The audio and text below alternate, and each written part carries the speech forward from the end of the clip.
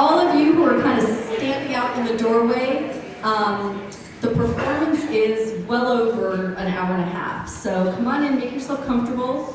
If you want to sit along the walls, you can do that as long as you move your feet when people want to walk down the walkways. It's fine with us. Okay, well, welcome everybody. I'm Nancy Stuhl. I'm the director here at the Benton, and thrilled to see that we have a full house tonight. This is, for me, the most exciting event that we've had in a very long time. We've got the Guerrilla Girls, fresh from the Stephen Colbert show, so this is very exciting. I've been a fan of theirs for a very long time, and really excited that we were able to purchase the portfolio of posters that they've done through the years on view in the adjacent gallery. And tonight's performance is actually going to be followed later in the month by a salon. We have a panel discussion coming up on Friday, April 29th, so please come back for that. I'm going to introduce to you right now our curator, Jeannie Poole, who teaches here at UConn, who also curated this exhibition. And when I say curated, I'm really understating, because usually a curator makes decisions about what goes on the wall and sort of leaves it at that. But we were a little short-staffed this month, and so Jean not only chose the works that go on the wall, but pretty much framed them, wrote the wall text, printed the wall text, stuck it on the wall, and did the lighting. So this was his soup to nuts exhibition. I'm going to turn the microphone over to Jean.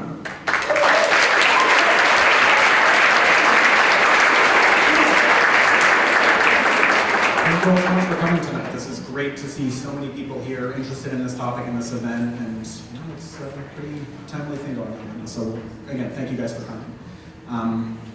So yeah, I curated the show out there, and hopefully everyone likes it. But it was great to really get into so much research about the Guerrilla Girls and really truly understand how influential they've been, and just the whole breadth of topics that they've been discussing since they came together in 1985. And hopefully when you go through the exhibition, you'll realize that so many things that they've been discussing since 1985 are still incredibly relevant today. I mean, everything going on with the Oscars that's in there, we just had our recent Oscar controversy and all that stuff. Posters were made back in 2002, 2003, and 2016, still very active today. So they're doing really important work and really raising a lot of, or helping raise the awareness concerning all these issues. And hopefully we can all start fixing them, trying to take a positive turn of all this. And just again, their influence has been absolutely tremendous. It was great to speak with some of the faculty here and hear their stories about how the Guerrilla Girls influenced them as they were young budding artists, and hopefully the other students here can reap some of those benefits as well from hearing them. So yeah, without any further ado, let's get this show on the road and get the gig started. Thank you again for coming.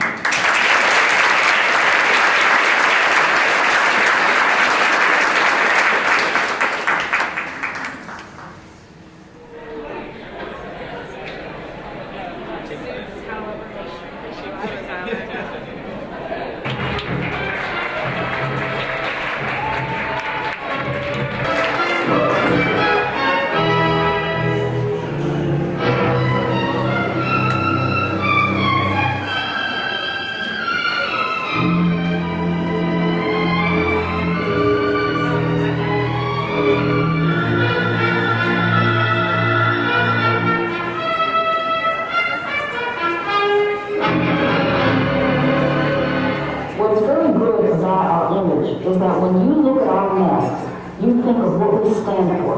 And we stand for the conscience of the art world. And we feel that there is underrepresentation of women and minorities.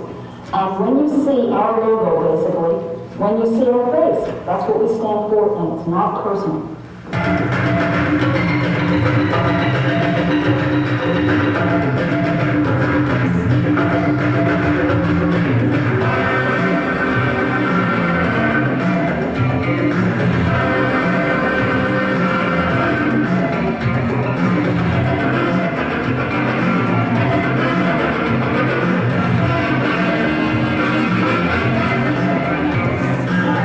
Women artists have never gotten the serious attention, and certainly not the serious money that male artists do. Why? The Guerrilla Girls, who call themselves the conscience of the art world, have plastered their answer all over town.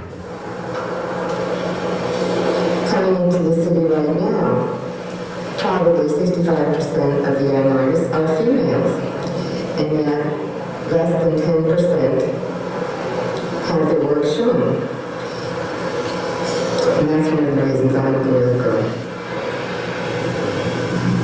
We believe that getting into a gallery or being shown in a museum even is for us an employment situation. The question was, how are we going to get women artists recognized when names, lives committed to art was completely ignored by the art history books? And so some of what we did was just attention getting.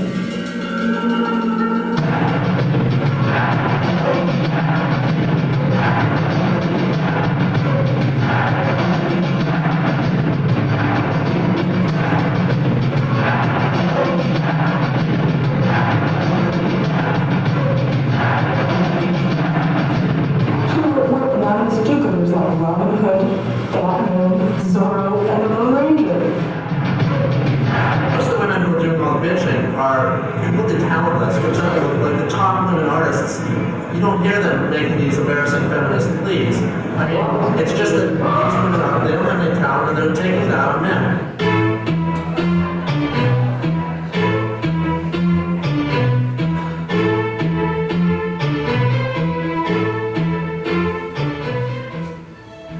Everybody who attended the Museum of Modern Art this year went up to the information desk and said, gee, where are the women artists? They put them on the walls. Banana, anyone? Banana. These are special bananas. There we go. Anyone have the courage to take a magic banana? You know what happens when you eat one of these? I won't tell you, but we'll find out. I'll make this one really special. Do you want that? Ooh. Okay. Are you ready? Anyone? Great. Okay. Anyone a good catch? I know this is a really athletic place. What a night to be at UConn. Let's hear it for the Huskies.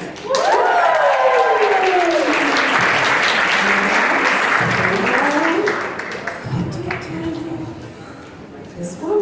I got some back here too. Right behind you. We don't have any insurance, so when I throw this, I gotta really catch it. Last one? Wrong end.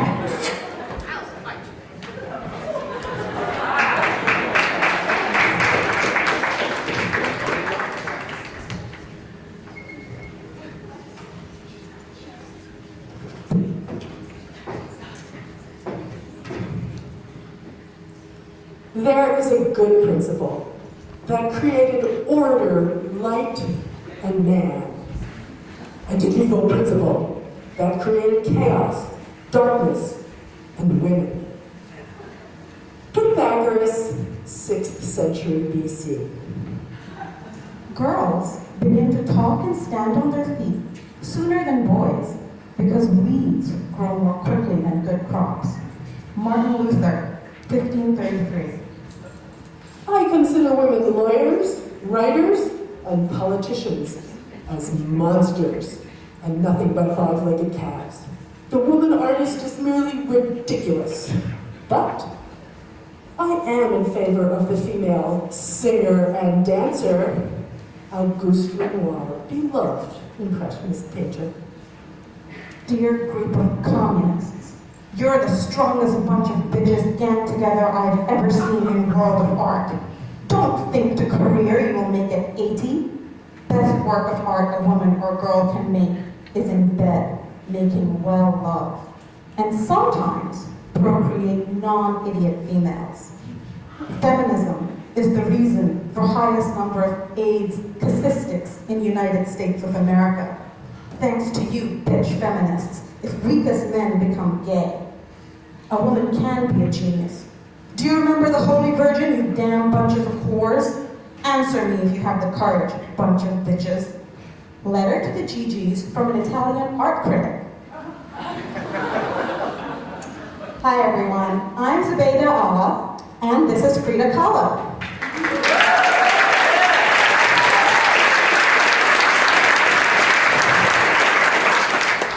I've been a part of the Guerrilla Girls for the last 10 years, and Frida is one of our founding members who's been involved with pretty much everything.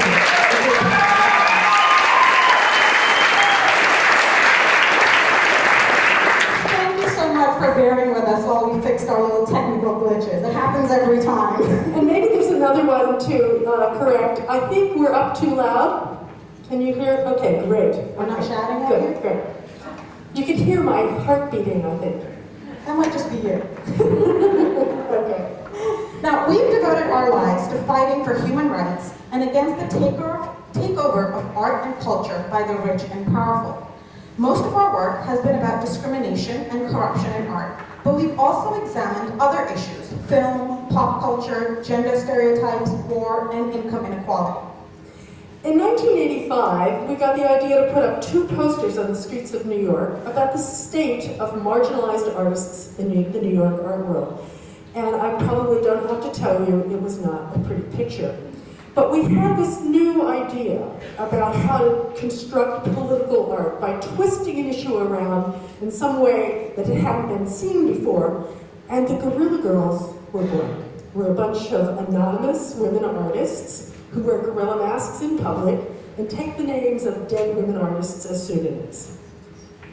Since 1985, over 55 individuals have been members of the Guerrilla Girls, some for weeks, some for decades, some for just a single meeting. But we've always been diverse in age, sexual orientation, class, and from many ethnic backgrounds, including Asian, South Asian, African American, Latino, European, etc., etc. We've had cis and transgender members from our very beginning. We had no idea that our work would cause all hell to break loose.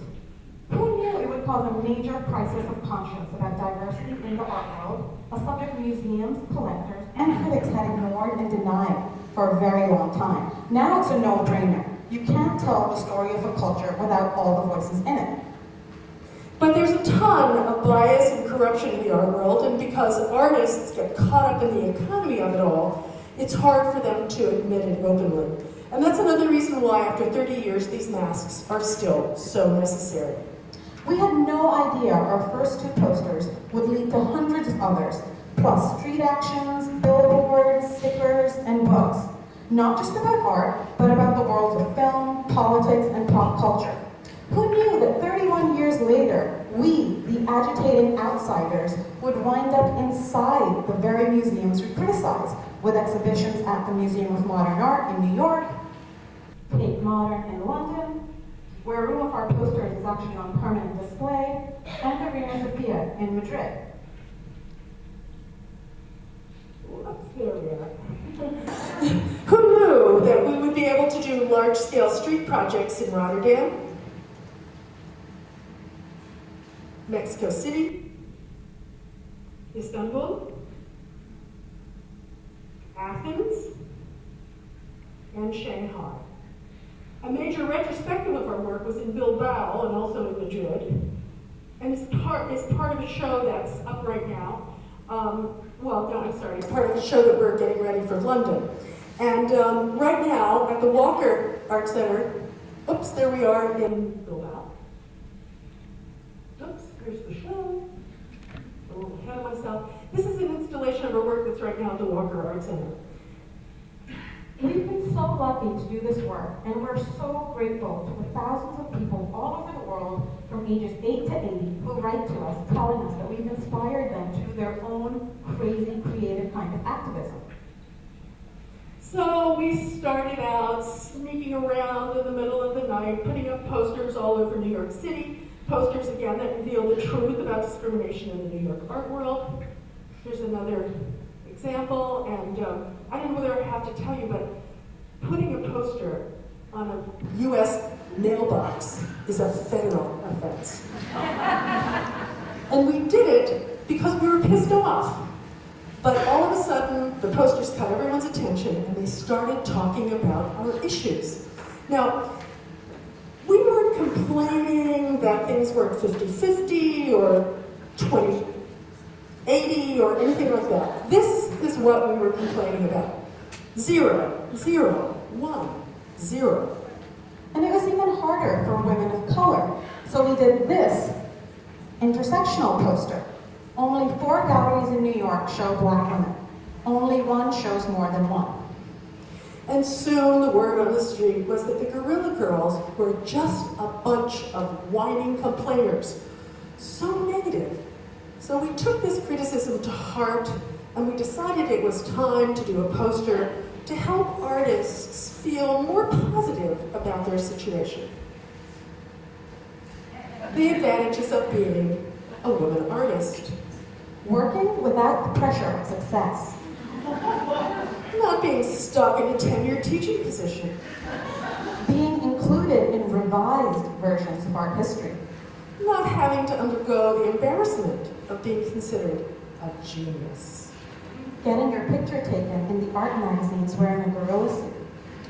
Now, this poster has been translated into many, many languages, and hardly a week goes by that we don't get a letter from people working in diverse fields like veterinary science, music, physics. We even got a letter once from someone studying to be a mortician who said that this was not just about the art world, it was the story of their lives too.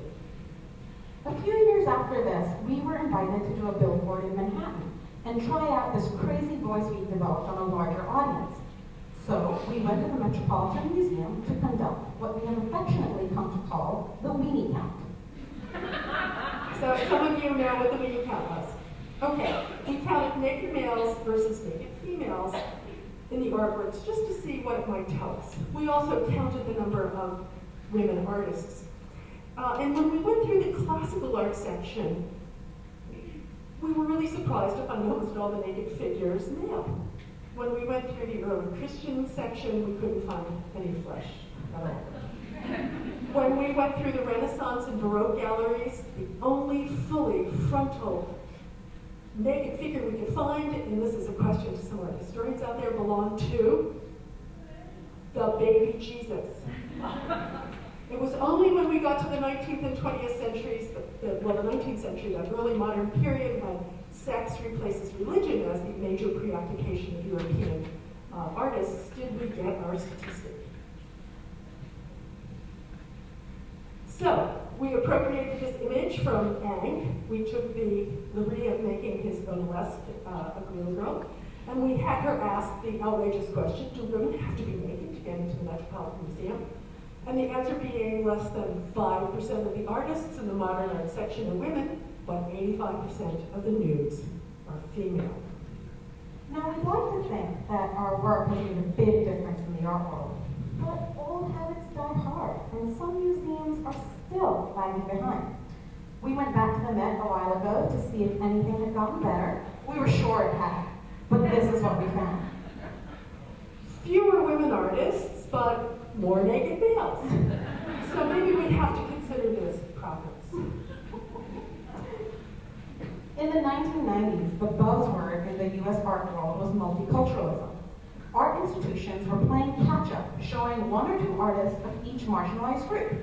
But instead of showing the great diversity of artists from these groups, most museums were showing the same few artists over and over. So we decided it was time to do a campaign about tokenism, applying intersectional theory to the art world, and asking the question, is tokenism a solution, or is it merely a continuation of the problem of exclusion? And here is what we did. Top 10 signs that you're an art world token. And every one of these things happened to a member of our group. Your busiest months are February, Black History Month, March, Women's History Month, April, Asian American Awareness, September, Latino Heritage, October, LGBTQ History and Disability Awareness, and November, Native American History. At parties and openings, the only other people of color are serving you drinks. Whenever you open your mouth, it's assumed you speak for your people and not just yourself. And at parties, everyone ends up telling you their interracial, gay, and transgender sexual fantasies. A museum that won't exhibit your work gives you a prominent place in its lecture series. So recently we've been busier than ever, but we've really been faced with a huge dilemma. What do you do with a system that you spent your whole life attacking suddenly embraces you? In 2005, we were asked to do a large-scale installation at the Venice Biennale. In the last couple of years, our work has been seen at museums all over the world. So what's an activist to do? We've agonized over it, discussed it at length, but for now we've made the decision to participate in exhibitions and appearances at museums. Because we really want to get our message out to as large an audience as possible. And it's really exciting to criticize an art institution on their own walls. So, here is what we did in Venice. We did an installation of 6 17-foot-high posters that were the very first thing that visitors saw when they entered the main exhibition hall at the Arsenal. We took on the Biennale itself, documenting 110 years of discrimination. But we also declared it the first feminist Biennale. Why? Because it had the first women directors ever, and surprise, the highest number of women artists ever. Then we took on the historic museums of Venice because we discovered in our research that every historical museum in Venice except one did have work by female artists in their collection, but almost all of it was kept in the basement, not hanging on the walls. So we appropriated this image from the famous Fellini film La Dolce Vita, where Marcello Mastroianni is straddling Egbert, and we asked the question, where are the women artists of Venice? Underneath the men. And then at the bottom are lots of statistics that you can't see in detail here, but we demanded that viewers go to the museums of Venice and tell the directors that they wanted to see more women on top.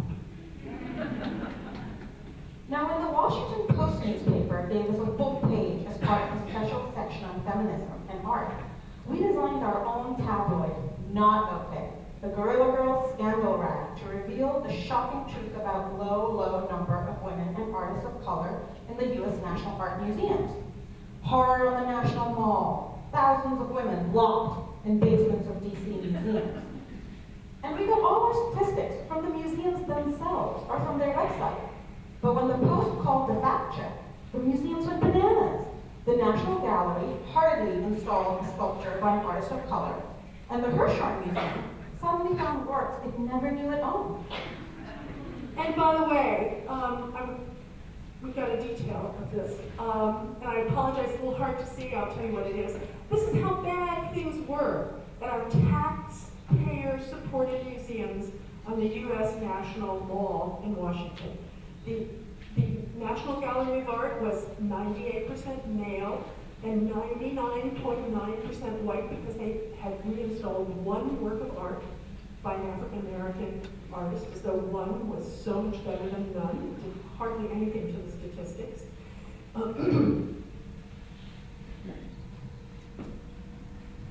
Lots of museums have the names of dead white males inscribed on their facades. And we've always wondered if that wasn't part of the problem. Our solution, replacing names like Leonardo and Michelangelo with artists like Artemisia Gentileschi, Frida Kahlo, Rosa Bonheur, Alma Thomas, and Claude Cahun. Now, speaking of Claude Cahun, we wrote about Claude Cahun in our bedside companion to the history of Western art. Claude Cahun lived in France in the mid-20th century and made self-portraits in all manner of gender roles. Claude was born Lucy Schwab. Claude's life partner and step-sibling, Susan Malheur, also renamed himself, becoming Marcel. Some books on surrealism list Claude as a man, others as a woman. We think art history needs some new vocabulary to describe artists like Claude Cahun. Now, we all love art and artists. But let's face it, while there are lots of people in the art world who really care about art, there are also lots of poseurs, snobs, gamblers, tax dodgers, inside traders, and some downright criminals. The art business is completely unregulated, and it's been described as the 4th largest black market in the world, after drugs, guns, and diamonds. Here's our version of the history of art museums from the Guerrilla Girls Art Museum activity book. Whoa, we went forward here. Okay. A brief history of museums. It all happened because rich people have always had a lot of stuff.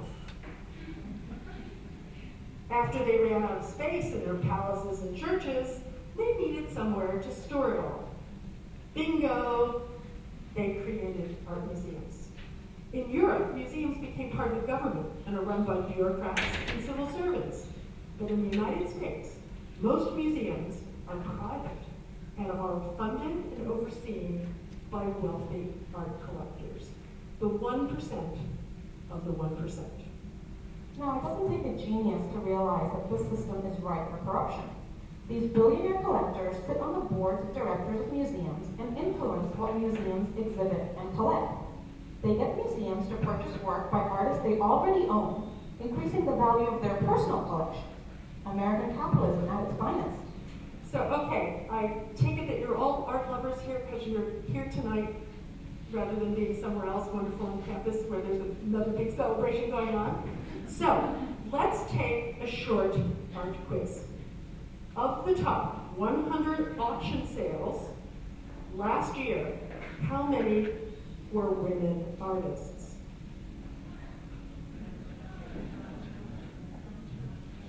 Whoa!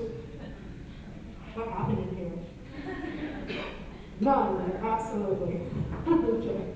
Question 2. What does art by famous females cost compared to famous males?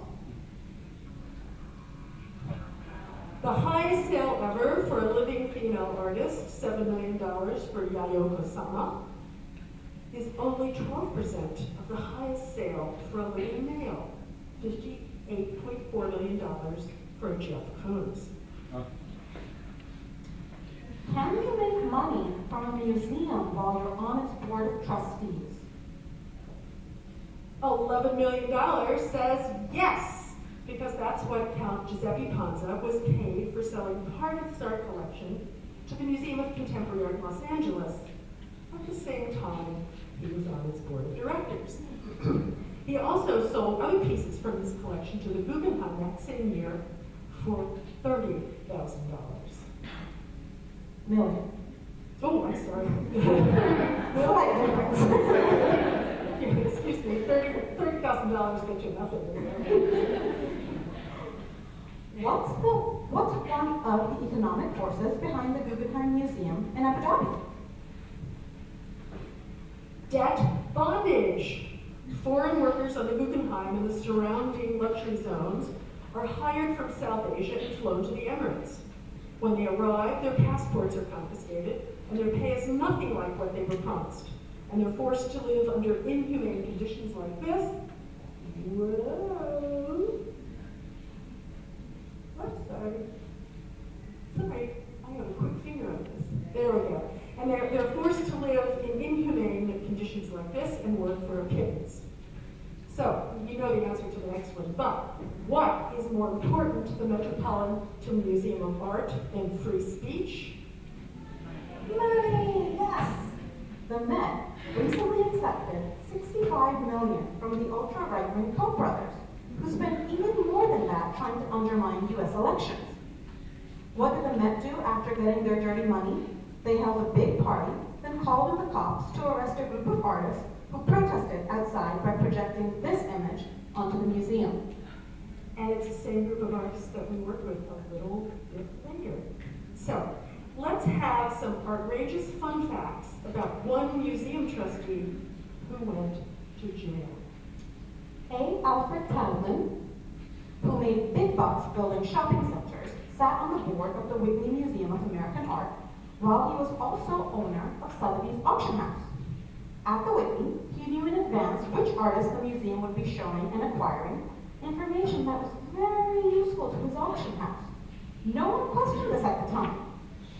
But in 2002, he went to prison for price fixing with rival auction house Christie's.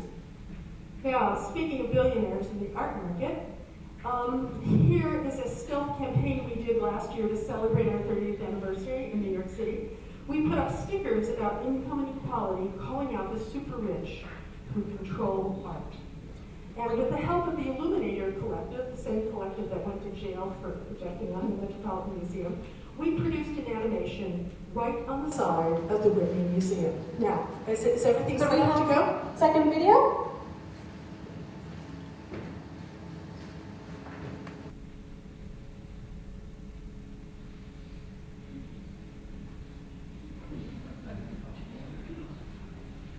Okay.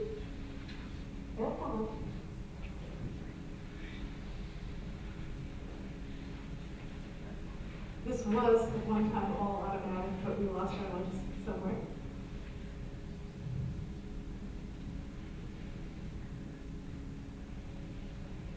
Well, anyway, it was great fun. We did 3 posters. One said, "Dear art collector, collecting art is so expensive. We completely understand why you can't pay all of your employees a living wage." And the other said, "Dear art museum,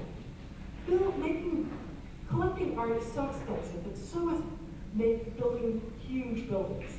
So we completely get why you can't pay your guards a living wage."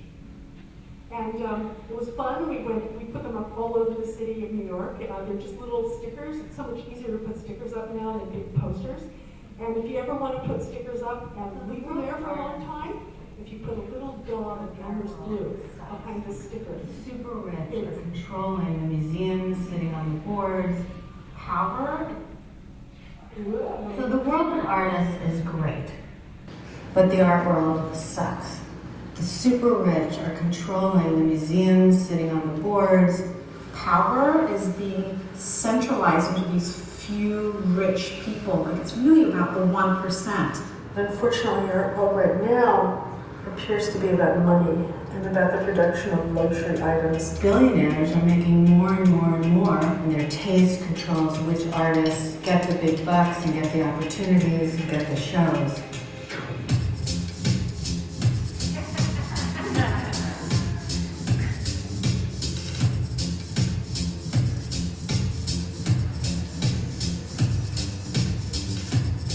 We're planning to sneak around New York with the Illuminator. So we'll be starting out in Chelsea, and we hope to then go to the Whitney. So we had this idea to do something we could do really fast around New York and put these stickers up. Some of the stickers are about art galleries, about billionaires, billionaire collectors, and about museums.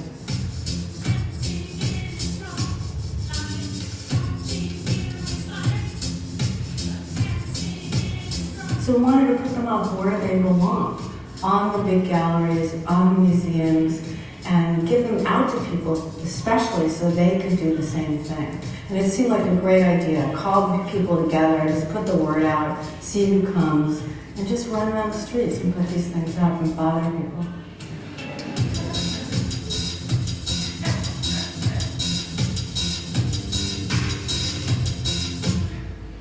It's going to be a Saturday in Chelsea. People walking around, feeling really good about having seen all this inspiring art.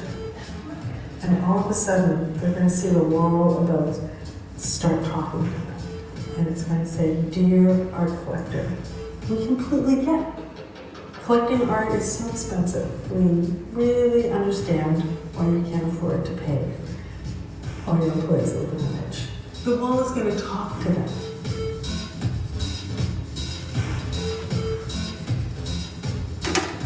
Every time we put something up, people would go bananas. Some people would love it, some people would hate it. So we would sort of work in that space. It's really very productive to provoke people to think about things. And we discovered early on that if you can make someone who disagreed with you laugh, then you have a hook inside their brain. Once you're in there, you just might be able to change their minds about things. Okay.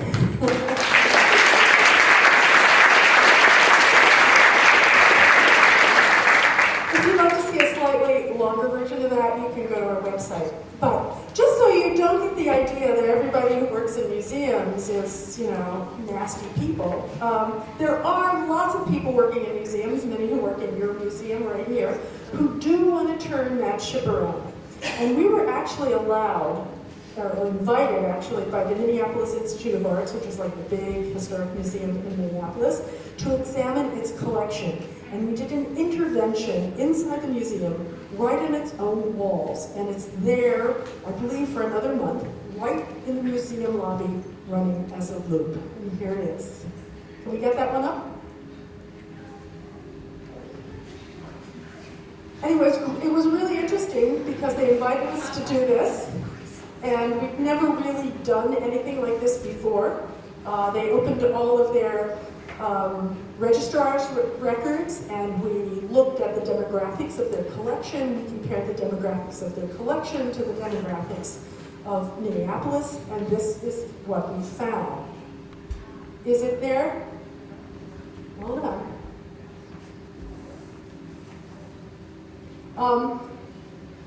Anyway, we had a huge, 3-month. I'm sorry? It's playing behind you. Oh, great. Okay. Sorry. Get the hook.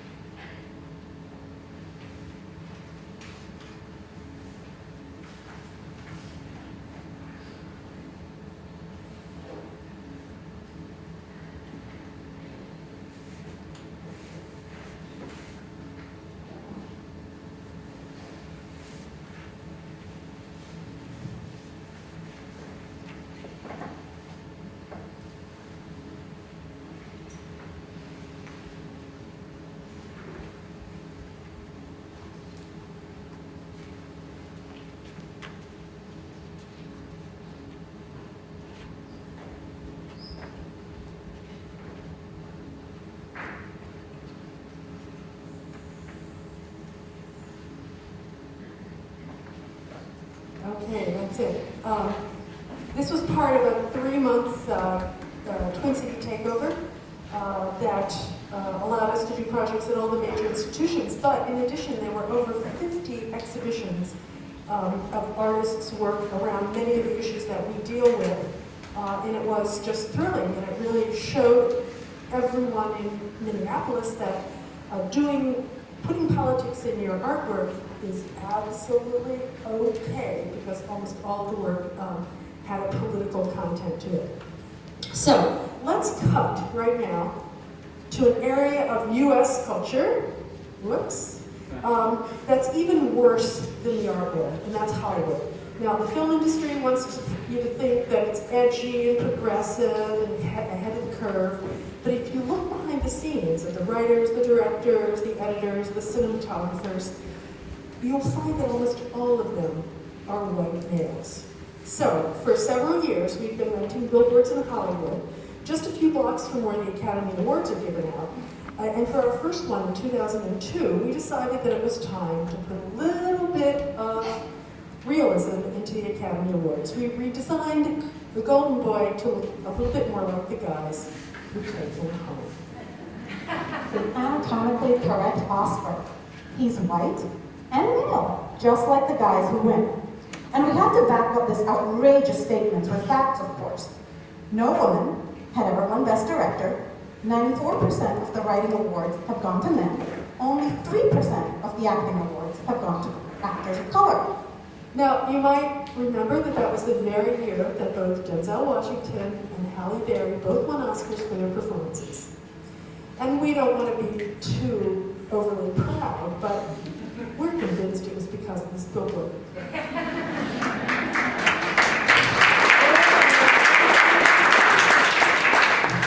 A few years later, Monique, Octavia Spencer, and Lupita Nyong'o became the 5th, 6th, and 7th black women in 86 years to win an Oscar for acting. Jeffrey Fletcher and John Ridley became the first black men to win for screenwriting, and Catherine Bigelow became the first woman to win Best Director, and only the 4th ever to be nominated. And of course, we take full credit for all of that as well. But we're not going to take credit for the fact that 14 years later, the situation is even worse. So this year, 14 years later, in the midst of Oscar So White scandal, we updated 3 of our anti-Hollywood posters, all in Minneapolis during the Twin City takeover. And here is the anatomically correct white Oscar. He's white like almost everyone who wins. And there are all the statistics, only 6% of the acting awards and 5% of the writing awards. And directing awards have gone to people of color in 86 years. And now for the music business. Oh, wait a minute. Here, we got the Unchained. We redid that. Only women directed only 9% of the top 250 films of 2015, et cetera, et cetera. And here's another. The U.S. Senate is even more progressive than Hollywood. Senate, 75% white guys. Film directors, 94% white guys. Okay. And now for the music business. Pharrell Williams invited us to be in a show in Paris about femininity. And we did a few new projects for it, including this repurposed version of our best-known poster. Do women have to be naked to get into music videos when 99% of the men are fully dressed? Anyone recognize the video the naked female body comes from? It's Pharrell Williams and Robin Thicke's Blurred Lines. Now, we've done a lot of posters about political and social issues, and here's a project that we did in Minnesota during the election year of 2012. We get invited back to Minnesota a lot, but anyway, here it is. We decided to take Minnesota Representative Michelle Bachmann at face value when she publicly stated that everyone has the same civil rights. We took that to mean she was in favor of marriage equality and would oppose the Marriage Discrimination Amendment on the ballot that year. The billboard was right in front of the main football stadium in Minneapolis. Bachmann never complained, so we assumed she was down with it. The amendment was rejected by the voters of Minnesota, and of course, we think it was because of our billboard. Now, in 2009, We did a poster about hatred and violence against women that appeared in the streets of Montreal on the 20th anniversary of the worst Canadian mass murder ever. It's come to be known as the Polytechnic Massacre, when a gunman by the name of Marc Lepine entered the School of Engineering in Montreal, claimed he was fighting feminism. He separated the men from the women and shot and killed 14 women studying engineering at the École Polytechnique. Our poster is a graffiti wall of sexist hate speech through the centuries, from Plato to Confucius, who said 100 women are not worth a single testicle, to Pat Robertson, who said feminism is a socialist anti-family movement that encourages women to leave their husbands, kill their children, destroy capitalism, and become lesbians. It struck us that it's still okay to publicly say things about women and trans people that wouldn't be tolerated if said by other groups. Case in point, Donald Trump. But of course, he gets away with insulting everyone. The Guerrilla Girls take on all kinds of issues that we are passionate about.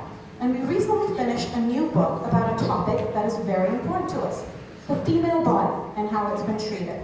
Only a few people have seen it yet, and we're very excited to present it to all of you. The hysterical history of hysteria and how it was cured, from ancient times until now. And it also gives us the opportunity to sing a few. Sorry about that. Still crazy after all these years. Once upon a time, women in Europe and America suffered from a terrible female disease called hysteria. The symptoms were nervousness, fatigue, anxiety, insomnia, faintness, muscle spasms, shortness of breath, irritability, headaches, heaviness of the abdomen, fluid retention, lack of concentration, depression, loss of appetite for food or sex, ticklishness, and making trouble. Doctors claimed 2 out of every 3 women suffered from this awful affliction. No one knew what caused hysteria, but the great minds of science decided that it had to have something to do with women's mysterious sexual organs. Something in the way she moves.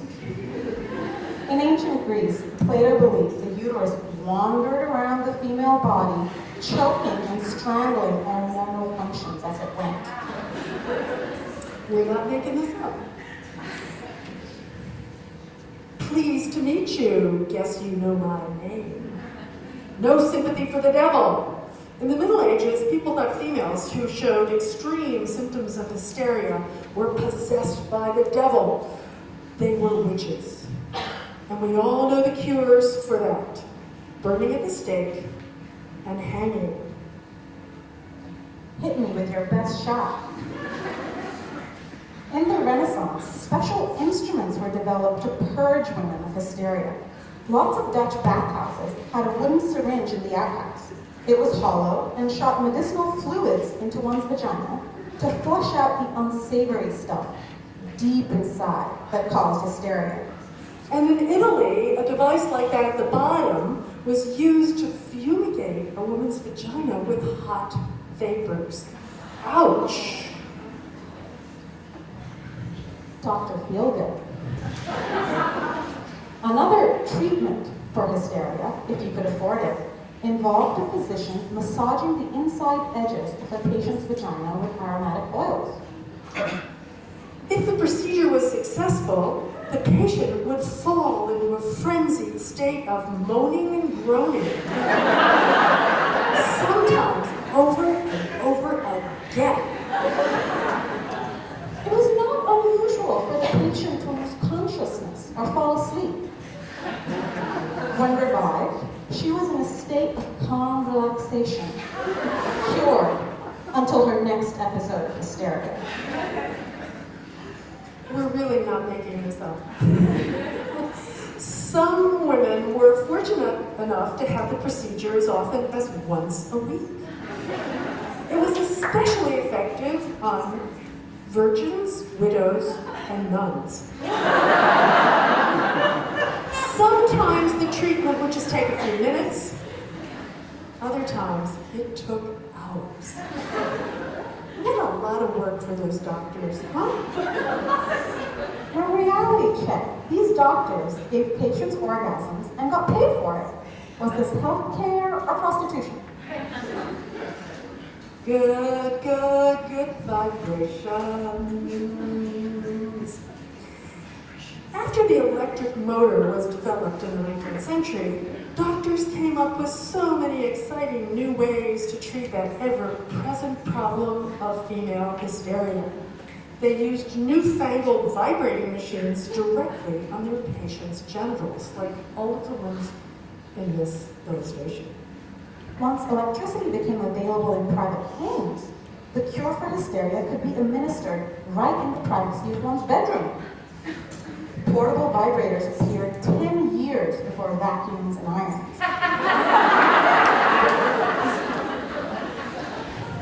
Sears Roebuck, a prominent American mail order store, had a version with special attachments. Once the patient felt better, she could clean the house with the same machine.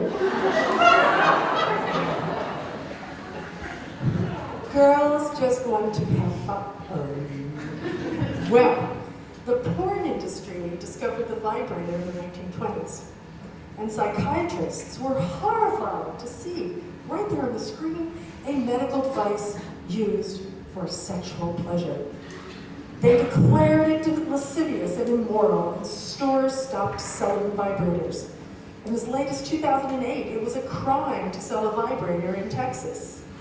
It's still illegal to sell a vibrator in Alabama. RESPECT. Vibrators became the best friend of men and are still at the center of a thriving sex toy industry.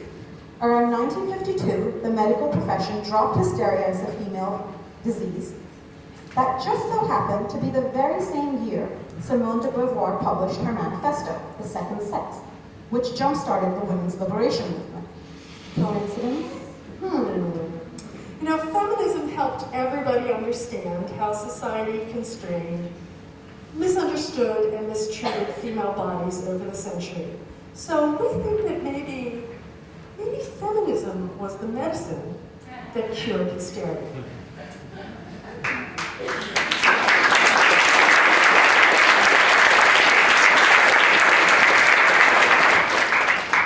We're going to switch gears a little bit. A few years ago, the Guerrilla Girls gave our first ever commencement address at the School of the Art Institute of Chicago in front of 4,000 people in Millennium Park. And it was really exciting to be there addressing the new generation of artists. And to all of those of you who are artists in the room right now, here are some excerpts from our rant/manifesto.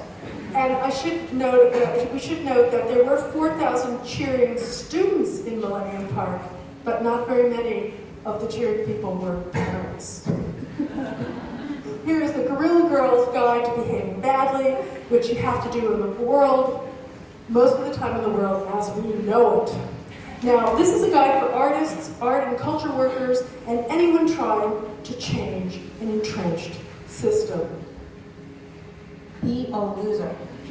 The world of art doesn't have to be an Olympics where a few win and everyone else is forgotten.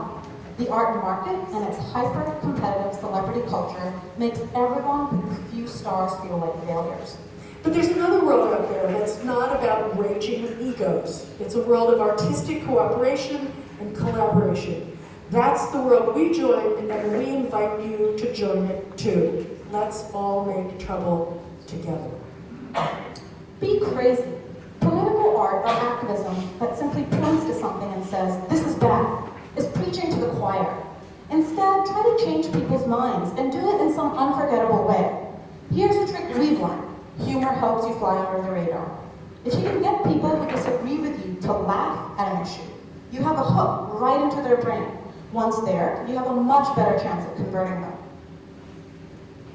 Be anonymous. Sometimes you've got to speak out publicly, but sometimes it might even work better to speak out anonymously.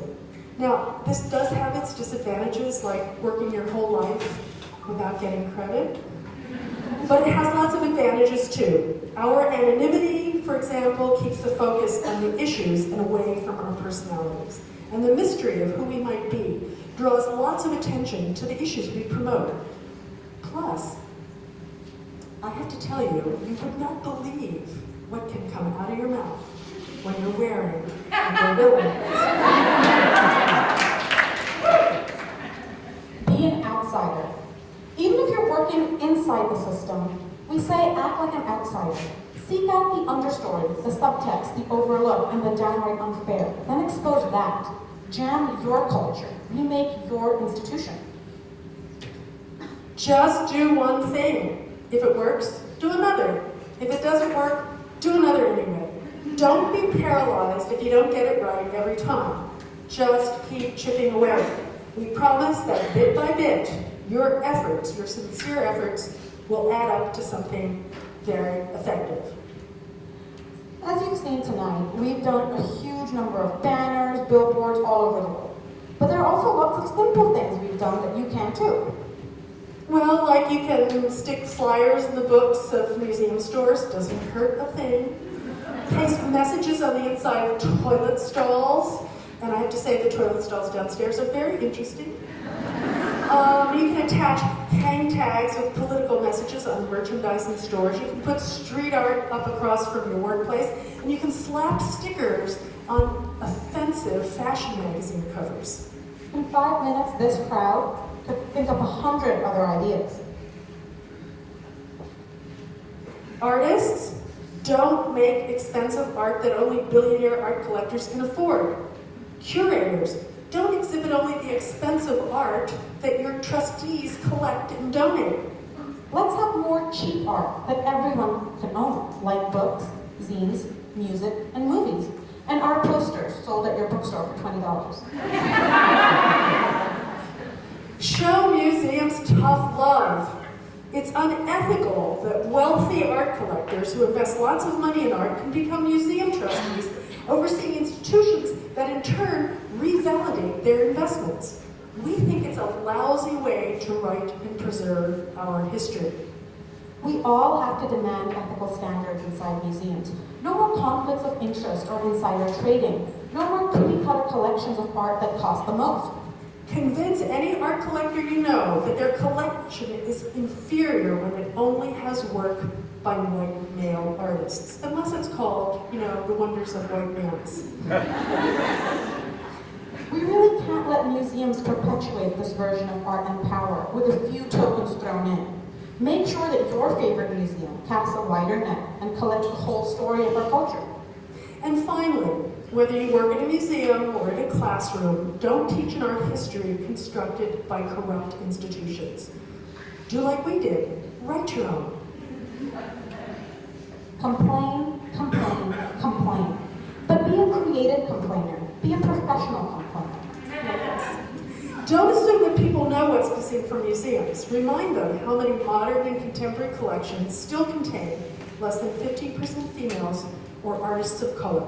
When we put up our banners and billboards about the pathetically low number of females and people of color in art collections or working in the film industry, people come up to us and say they're shocked that they didn't realize that stuff before. Use the F word, feminism. It's crazy that still so many people who believe in the tenets of feminism are afraid to call themselves feminists. Feminism doesn't get the respect it deserves. Women's rights, civil rights, lesbian, gay, bisexual, and transgender rights, and Black Lives Matter are the great human rights movements of our time. Feminists like us who believe in intersectionality fight for all human rights. No one is free until everyone is free. Feminism, let's face it, is changing the world. It's revolutionizing human thought and giving many people, men and women, lives that their great-grandparents could never have imagined. But there's still so much work left to do. There are so many countries worldwide where LGBTQ people and women have little or no human rights. 90% of transgender employees have faced discrimination or harassment at work in the United States, and no federal law protects them. Even though nearly 80% of the voters in the United States support such a law. Violence and abuse against women, gay, and transgender people is still a huge international problem. From gang rape in India, to kidnapping in Nigeria, to sexual slavery by ISIS and the Taliban, to the negligible punishment given out for domestic violence here in America. Just last month, 2 trans women were murdered, one in Philadelphia, the other in Texas. And then there's the rampant sexism in the tech industry, including the harassment of female gamers. And what about the gender earning gap that the US Congress refuses to move against? And the harassment that women and trans people have to face every day at school, at work, and in the streets. But despite all this bad news, feminist resistance movements are exploding all over the world. The F word, feminism, is the F word for the future. Let's all join together with feminism on the right side of history.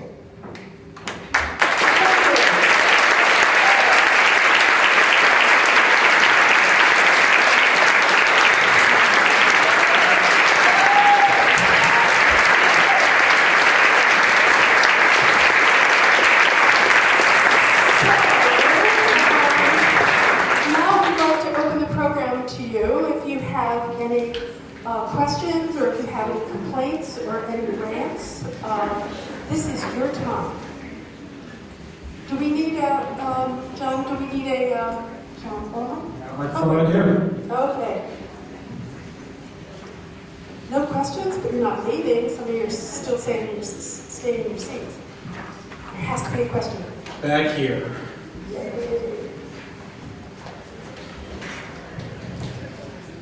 What do you guys think about art forgery, where people obviously forge artwork and then sell it for about the same amount that the original piece would be worth? Buyer beware. It's really not our issue. It's the way the art market has inflated the value of art. It's kind of appalling, and that really is a problem that the art market has to solve. I don't know, what do you think? David, what do you think? I agree. I think it's ridiculous that art has become this plaything of the rich. It's become part of your investment portfolio. That's disgusting to me. All right, we have another question here.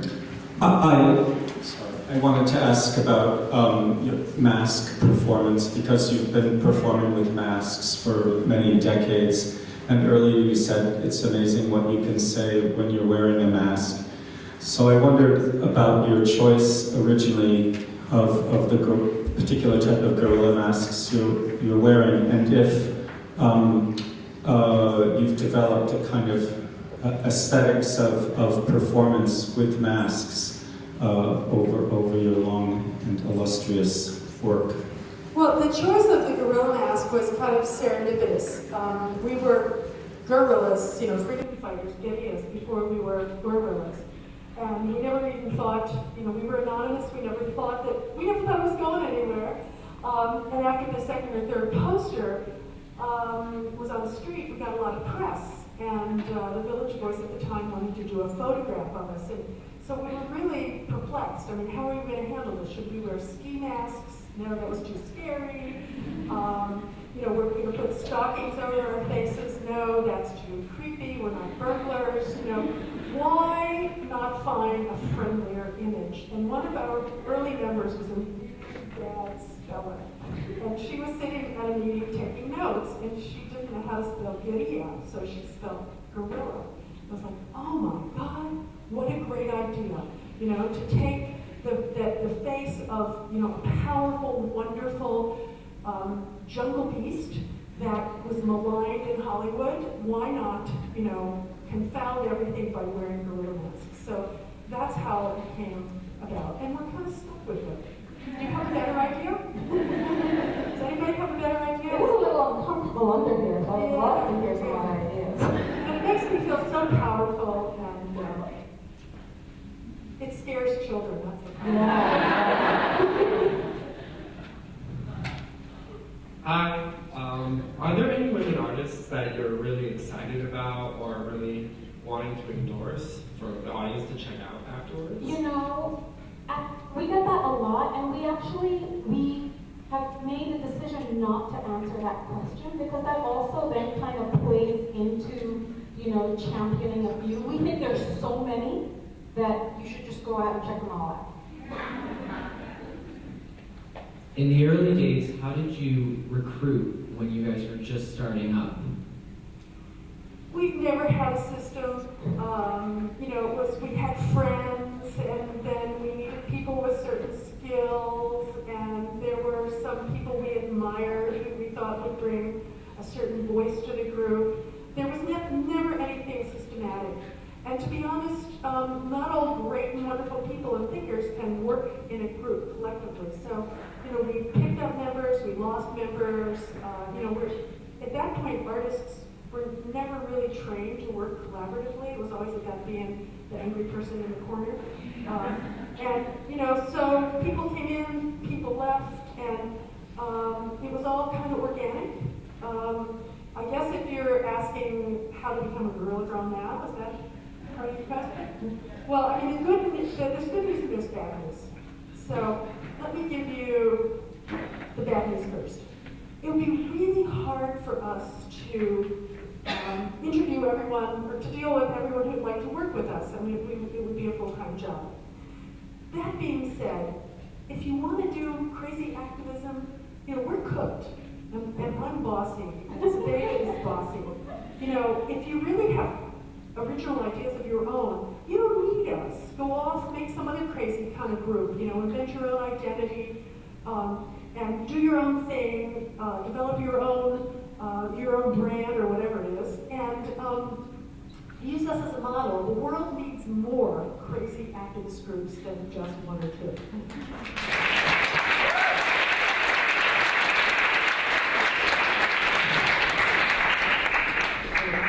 So to answer the question that was previous, the Benton is actually putting on an exhibit at the end of the semester called, it's for Kathy Kollwitz, which was a German artist. She's one of our members. Yeah, so come check that out. But my question is, what personally motivated you to join this movement or create this movement? I mean, what is your why for doing this? I think we have different answers. You started this. What motivated you to start? Anger? I was pissed off. I was pissed off. Sorry, our world's a closed system, but no one wanted to talk about it. So we had to figure out some new strategy to bring, you know, the issues up and to make people talk about it. And we discovered it was being outrageous, being out there, being undercutting everybody's, you know, assumption about what the art world was about, you know, what feminism was about. We took the name girls, we wore these masks. You know, the art world is a very clubby, very upper middle class place. I mean, it still is, but the idea that there were gorillas lurking in it was really kind of scary.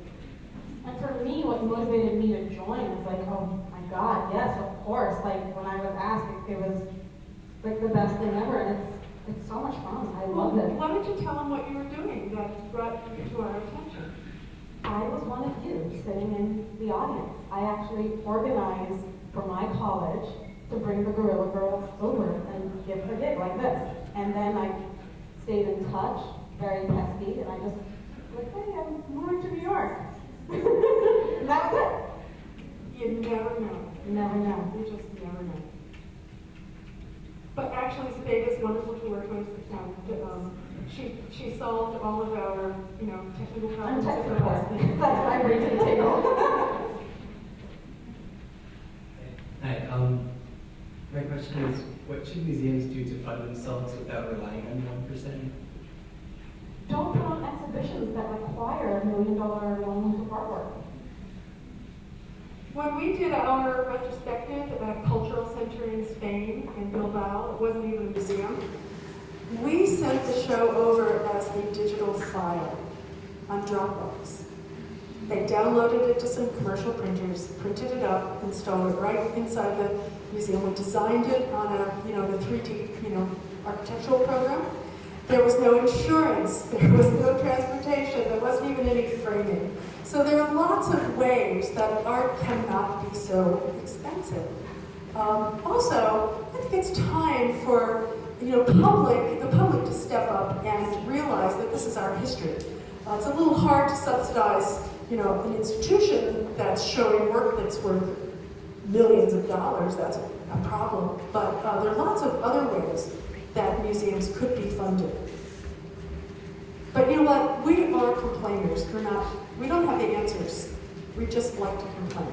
And we leave that up to the policymakers, but we just point our finger at something that says, this is terrible, this sucks. It's very constructive. So my question is, you guys are artists on your own as well, outside of the group, right? Do you guys, how do you keep from being found out, I guess? Well, there's a select few, like our dogs and lovers, who know. But everyone else, we don't tell them. And it's actually kind of delicious. It's so funny to have this secret identity. And sometimes I've slipped up, I'll meet somebody and I've been communicating with them as a Guerrilla girl and they mentioned that they were sick, and then I'll meet them as myself and I'm like, oh, you're feeling better. I'm like, how do you know that? So this is really hilarious sort of dual identity. But it is a lot of work, and because all of the work we do as Guerrilla Girls is sort of in secret. So when people are like, what are you doing? I'm busy, but I can't tell you why I'm busy, So not everybody, and that's part of the working as a collective, not everybody is willing to work without personal success or fame. But I think it's great. I really believe in what we're doing. And after a while, it becomes your artwork too. Everything that we do, we really believe that life is art, where you can make your life artful. Everything that you do is part of that statement. And, I do work as a Guerrilla girl, and I do work as my other self. It's really great to wake up in the morning and have a choice of who you want to be. That actually was part of my question, and I was just wondering if your work with the Guerrilla Girls has affected the art you make personally, or if so, how it sort of informed it and changed the type of art that you do at all? I think more than informing the work I do, I think it's really helped me be a better friend and supporter to all of my artist friends, because really the way the system is right now, if you don't have, a gallery as soon as you graduate and you don't have a museum show by the time you're 35, people feel like they're failures and they don't realize that the system is really set up against you. So I was always a loud, outspoken feminist. Being a Guerrilla girl hasn't really changed that. But it's helped me articulate the argument better to others. Hi. The new Whitney opened last year down in Meatpacking, and they made a big deal of the fact that they were bringing from their basement so many from their collection female artists. And it's so directly because of your work. I just, it's so clear. Do you have the numbers? How many in that first initial show at the Whitney were actually female artists on the walls or sculptures? I don't have the statistic, but I know it was not, wonderful. I think it was, I remember, because everyone kept coming up to us. 30% they're like, isn't it great? It's 30%. And I'm like, what? They're celebrating 30%? No, you don't get off the hook for that. It's great that they were showing more, but it's still 30%. And a lot of that work went right back to the basement when that show was over. That's true. Hi. So, my question was, what advice would you have for young feminist artists in balancing using anonymity for safety reasons and avoiding making it all about ourselves, while also standing up and breaking the silence that's imposed upon us, claiming a personal identity and voice that's visible and heard, particularly for women like myself who are part of the transgender community, who often face pressure to make ourselves both visible but also invisible? Wow, that's a really good question. How would you answer it? Do you have an answer?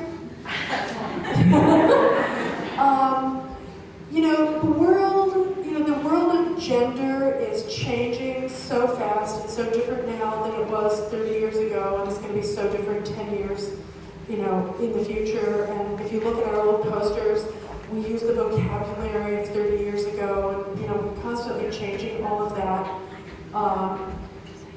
I think we have to realize that we're on the right side of history, and you're on the right side of history, and to be personally empowered by that. And when we first started 30 years ago, I think that women and artists of color thought there was something wrong with them, that the art world was not embracing them, and to realize that it was a system, it was a systematic problem. The system was closed to them. The system didn't want them. Was really empowering, and that it gives you great freedom. I mean, can you imagine working with the pressure of, your prices always staying above $1 million? I can't even imagine what that's like when you're in your studio. So I think we have to realize that we're on the cusp of history. We're on the right side of things, and I know sometimes it's dangerous, but there's a freedom to that. There's such a freedom to that we can revel in. And you can too, I hope. And don't take the statistics seriously. Hi there. Living in a patriarchal system can create a lot of psychological issues for female artists, and currently I'm exploring that. And I wanted to ask you guys how living in a patriarchal system as a female artist, how do you think women artists can break free from the system without either having to subjugate themselves or playing into the system to be part of it? Exactly what we did. Band together, speak out, be anonymous if that makes you feel safer. But you can't take the system personally. That's the most important thing. A lot of people, even today, they're like, well, if it was great, it would be at MoMA. No, that's not it. There's a bigger picture, and I think you have to keep reminding yourself of that, not lose faith, and just keep going. We created, maybe it was inadvertent, but we created a different paradigm in the art world. We don't live according to that gallery system. We don't participate in the art market. We sell t-shirts and books for $20 a piece. We've created, in a way, the art world that we want to be in. It's a whole lot more work, and it's not glamorous, and you probably won't get the inside of your apartment, published in the New York Times. But it's wonderful to know that you can that there's more than a monolithic art world out there. That there are lots of art worlds going on, and 30 years ago, culture jamming, institutional critique, social practice didn't exist. Now it does. Now there are resources for pursuing that. And I would say 10 years from now, there's going to be a lot more alternative art worlds, and artists will, go to school to study, how to work in social movements, and how to do PR for, how to design demonstrations. That's great. That's, wonderful. But if you try to get into the patriarchal system without being patriarchal, that's kind of tough. That's like banging your head against the wall. Thank you for who you are and what you're doing. My question is, you mentioned you were a collective, and just how do you go about deciding on an action? Is it like a spontaneous thing, or do you, back and forth for hours on end, or does one person take a shot at something? Sometimes it's yes, let's all do it. Sometimes we will argue about the language of a Facebook post for like 5 days. It just varies. We're a collective, and we all vote in on all the decisions, which is great, but it can also take time. But I love it. It's a crazy system. It's not a system. To call it a system would be a lie. It's hormonal. Yeah, everything works a little bit differently, and sometimes it's just persistence and stamina. If someone has an idea that they will not let go, you go around and you do the first round and no one's interested in it, and then you let it sit for a while and you think about it, and then you propose it in another way, pitch it in another way, and you get 1 or 2 people involved. And then the third time they say, all right. Just to make her go away and say, yeah, okay. So do you guys consider yourselves to stand in solidarity with or have room in your ranks for like female or people of color who are authors or musicians? Yeah. We have had more authors than musicians, just because why would a musician, want to complain about the art world? They have their own things to complain about. We did a lot of those early film billboards with a group of women directors, who were not given enough opportunities. They actually funded that billboard that we did, and there were, it was a very, very diverse group. My question is about what you think is a correct or ethical way to put a monetary value on art. Do you look at it as hour for hour? Do you look at it as skill? I know it's a big question that comes up in a lot of different situations, but if you were to sell one of your own works of art, how would you go about putting a number on it? I think we would all answer that differently, but for me is, who do I want to live with that work? Do I only want, a famous person to be able to own that, or do I want someone else who's an emerging writer or musician or filmmaker or somebody who's like me? That's what motivates me. And I make usually only public work. So I don't have to worry about someone owning it and controlling it and destroying it. But each of us has a different attitude towards that. We don't have a monolithic doctrinaire opinion about that. Question from the side. I have a curiosity. Could you speak a little bit more about the nature of civic discourse work in museums? Have you seen institutions maybe that do it or have done it really well?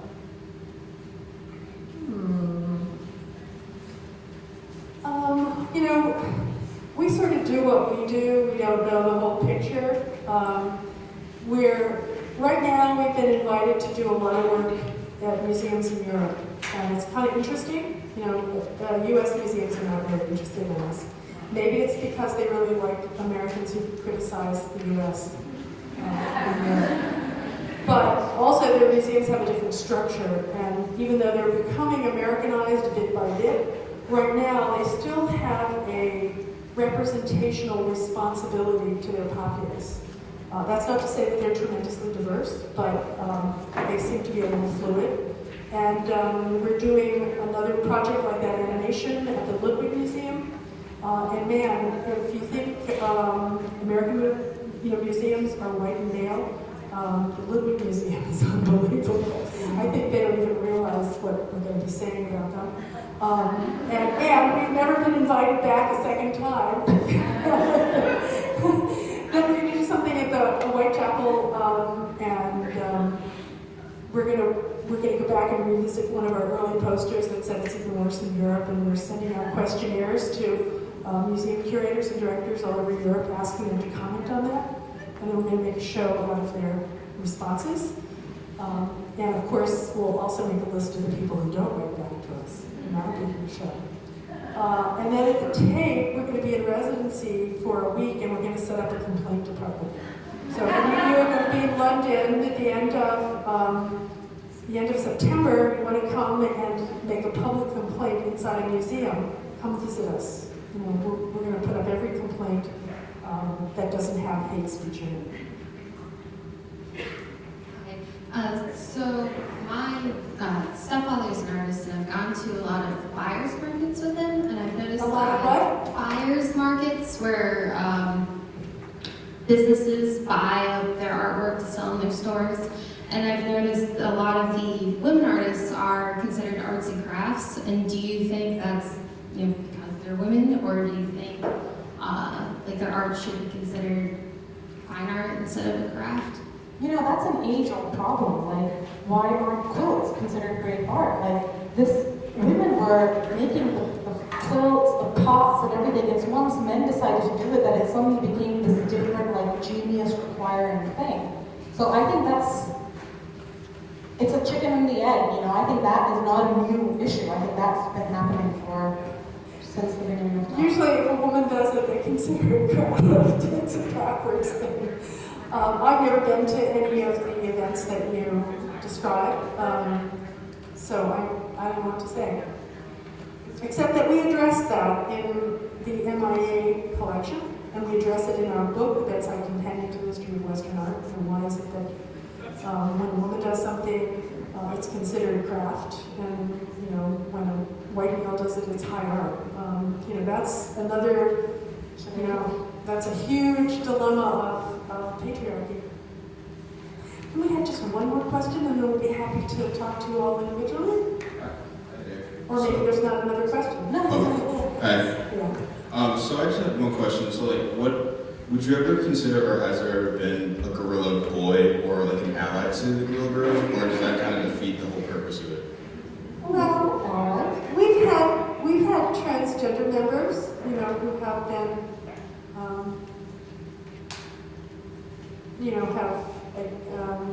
have presented themselves, as masculine. And we have a lot of allies. We have lots of allies. And it's sort of something we haven't addressed, but we should. We absolutely should. But it's not like we have, a long line of men willing to work anonymously for no, gain or fame at the door, okay? Usually when we do these presentations, the whole audience is female, so you all should be proud of yourselves. You probably have a lot of really advanced, thinking people here. Give yourself credit.